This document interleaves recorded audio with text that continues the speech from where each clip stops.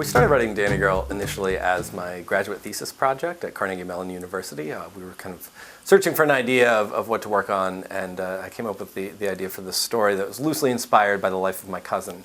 I had a cousin who had cancer when he was a kid, and it was something that I never really understood or could wrap my head around and had never come to terms with. And so I started with the idea as a means of wrestling with that, of wrestling with the questions that we all face of why do bad things happen to good people, and why is there evil in this world? Why are there things that we can't explain? And so I started spitballing ideas for what the musical could be, and kind of started talking to Michael about it, about whether or not he'd be interested in something, and so we kind of went from there.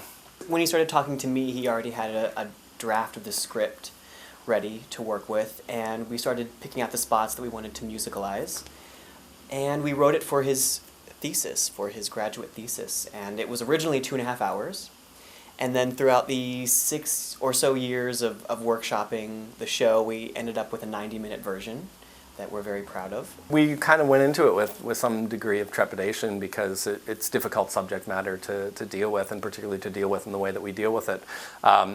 But thankfully we were in this university setting, which is a really safe environment in which risk is encouraged.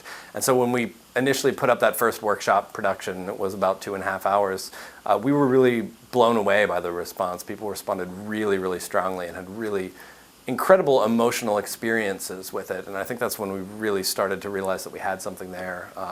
The fact that people weren't afraid of it, and the fact that people were so utterly moved and transformed by the experience of sitting through it. I mean, I remember sitting there watching people, just weeping toward the end of the show and having made such personal connection with it, that although at the time it was very rough and very early in its life, we were really encouraged and blown away by the response we got, and knew that there was something there that we had to kind of continue to pursue and to work on, to hone it down to the real essence of what the story wanted to be.